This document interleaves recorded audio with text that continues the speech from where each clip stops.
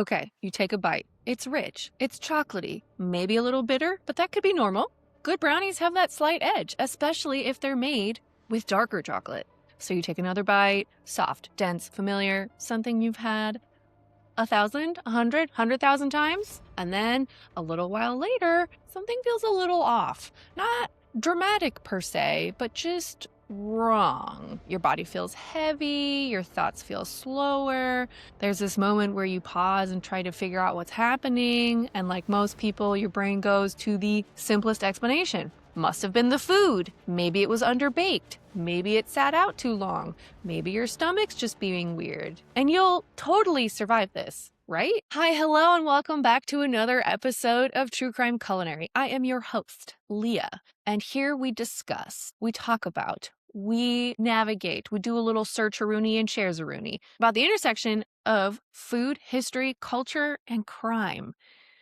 and the little details that get lost in between. Today's episode is all about brownies. Why? I had a very fun race this weekend. I was so proud of myself. I had an absolute blast. It was a well-run event, good snacks at the end. My legs were absolutely shredded for multitudinous days, and I can't wait for the next one. But after that fun event, of course, I had a treat myself moment. And courtesy of my stepmom, had a delicious brownie. As I'm munching on said brownie, I'm thinking, where do brownies even come from? And thus today's episode. But before we get started, remember to share, follow, like, and comment. Thank you so much. Love you. And let's get gooey. So brownies didn't just appear one day. They sort of emerged. And what's interesting is that if you go looking for their origin, you don't find one clean answer. You find several, all happening around the same time. Late 1800s, early 1900s, almost like everybody was like, we need these in our lives. So let's start with the color brown. In the 1800s, themed dinner parties were having a moment in the United States, especially amongst the wealthier households. These were not casual gatherings. They were curated, styled, and very intentional. And one of the trends that shows up in magazines at the time is a color-based dinner. Entire meals built around a single color. And you want to guess what the most popular was? You'd be correct if you said brown, which to me feels slightly alarming, but maybe when there are diamonds around or like, I don't know, opulence, it's less like a baby shower diaper guessing game and more like, wow, look at all the shades of chestnut. So you'd have tables set with brown bread, roasted meats, brown gravies, brown soups, sautéed shroomies. Everything was coordinated. And it was less about the food itself and more about the experience. A kind of quiet opulence where even the color palette was controlled. I do wonder what they wore. Like, do you wear a matching color? Do you also have to wear brown? Anyway, somewhere in that world, the word brownie starts showing up, not as a chocolate dessert, but as a loose, almost playful term. Sometimes it referred to the food that fit the color theme, like mushrooms. Other times it connected to something else entirely, like Palmer Cox's Brownies, which were small, mischievous, fairy-like characters that were wildly popular in the 1890s. I also read that they were a little irritable, which, same. Then by the 1900s, you start seeing brownie banquets.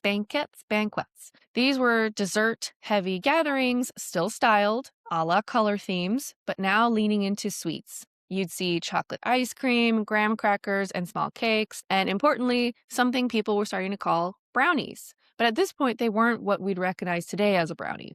They were closer to like a molasses cake, dark in color, dense, sometimes with nuts, but not chocolate forward. Honestly, super similar to what I covered in Baby Episode 1, Nanny Doss and the Poisoned Prune Cake. One of those early versions of brownies shows up in the 1896 edition of the Boston Cooking School Cookbook. And again, no chocolate. It's more like the concept. It was molasses, kind of dense structure, and sliceable format, easy to transport. Then around 1899, something shifts. A Chicago cookbook publishes a recipe for something called a brownie cake, an unleavened, meaning not super airy, not puffy, chocolate dessert. Food historian Stella Parks points to this as one of the earliest recognizable versions of a chocolate brownie. Now, I have to say, I don't remember in school hearing that you could be a food historian that gets to look up facts on brownies. I feel like that was a miss. let's go ahead and make sure our current children know it's an option. Back to the brownie, not quite the modern version, but we're getting close. And then within just a few years in the early 1900s, you start seeing the recipes that look very familiar: chocolate, butter, sugar, flour, appearing in multiple places almost at once, which suggests that the universe again was calling for brownies, and I'm all for it. For a while, brownies were still something that you made from scratch, but that changed pretty quickly in the mid 1900s. Post-war America leaned hard into convenience: boxed cake mixes, instant foods, things that made life easier and more predictable. And brownies fit perfectly into that shift. In the early 1900s, baking was personal. Again, recipes came from someone you knew. They were usually handwritten. I actually have scanned versions of a lot of my grandmother's, my oma's recipes. So there was a ton of personality behind recipes. But as companies started to sell baking mixes, they ran into a problem, which was that people didn't just want instructions. They kind of wanted to know there was a person behind it. Welcome, Betty Crocker. Brands like Betty Crocker did not invent brownies, but they did standardize them. And you didn't have to think about ratios or texture or this batch would turn out good and the next one would be bad. You just had to add eggs, oil, and bake. Well, I mean, you had to stir. And you get the same result every single time. Love that for us. But the story behind Betty Crocker is actually kind of amazing, and I had no idea. In the early 1900s, a milling company ran a promotion. The promotion, I think, was some sort of like puzzle, a crossword puzzle.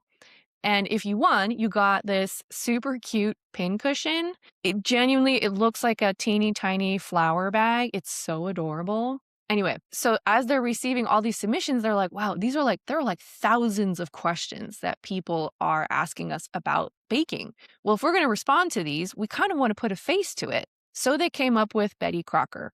Betty because it sounded friendly, and Crocker after somebody in the company, some executive. And then they wrote them back as Betty Crocker, and people responded again. And they asked more questions. They asked for advice. They followed her recipes. And the company was like, we're going to lean in hard to this. So they literally gave her a signature. That signature is actually just from an internal competition where people submitted signatures, which I think is bananas. And then they gave her a voice. She even had a face. They aged the face, I think. Or no, they didn't age it. They either aged the face or they made it contemporary to the era. So you can like look up Betty Crocker pictures of her face, and each one has like a very distinct hairstyle. But the reality is she ain't real. She's AI. Well, the early version of AI. So now brownies weren't just something your mom made or something your neighbor brought over. They were something you could make with help from someone who felt familiar. There was literally a face to that brand, even though she didn't exist. And then came the next shift. You didn't even have to bake them anymore. Brands turned brownies into something pre-made, pre-packaged, and shelf-stable. At that point, brownies weren't just something someone made for you. They were something you could grab anywhere: a grocery store, a gas station, from your lunchbox. And even though they became more anonymous, they still felt kind of personal. But also, once brownies became standardized, they didn't just stay in the United States. They traveled, as they should. Everybody should be able to have a brownie.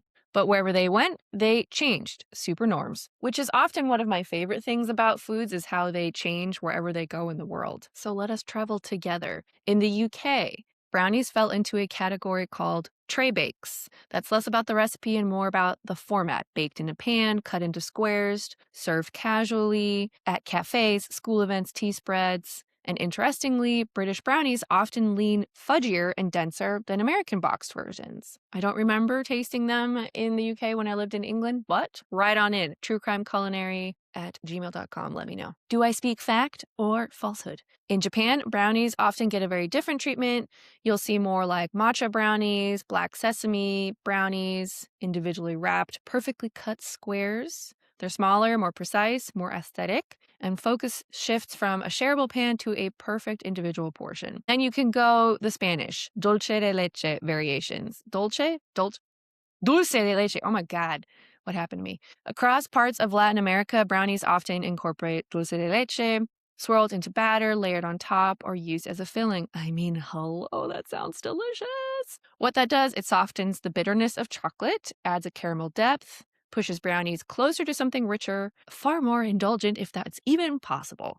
They're not just chocolate forward anymore, they are sweet forward, delightful squares. Now let's go to France. Lol, I have written down, France didn't need brownies. They already had flourless chocolate cakes, ganache-based desserts, structured patisserie traditions. So when brownies showed up, they're like, what is this garbage? But they thought, we shall elevate it, as the French often do.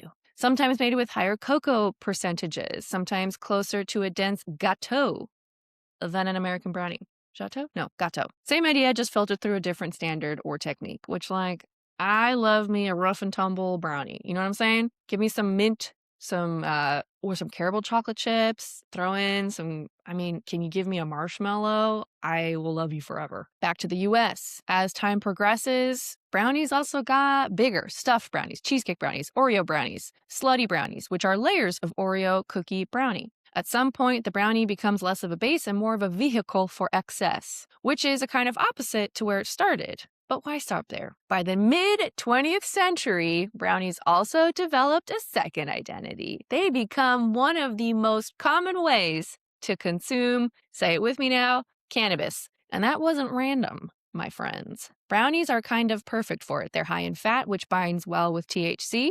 Chocolate masks any bitterness from ye old cannabis, and the texture distributes ingredients evenly. You can cut them into portions, probably not as exact as one would hope, but portions nonetheless. So what do we take away from all of these variations? Brownies are easy to manipulate, they're easy to hide things in, they're easy to mix, and everybody loves them. So back to the opening story. A caterer served THC-laced brownies at a dinner party, and people were so disoriented, they thought they were dying, which is such a bummer.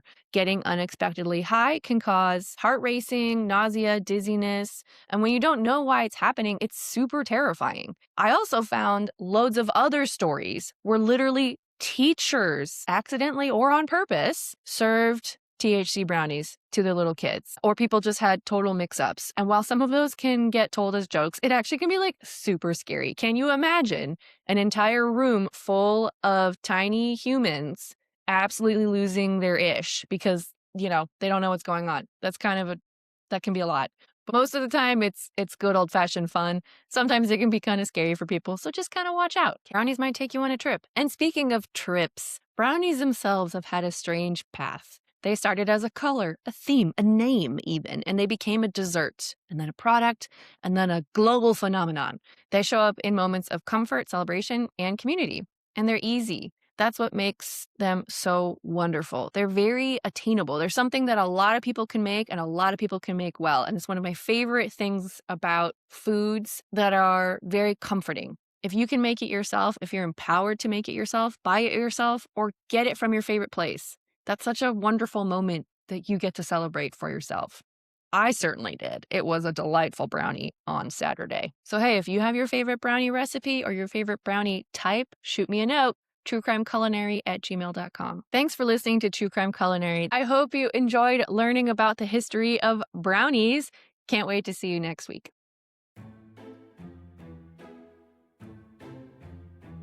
Until next time, stay curious and be careful what's in your cup.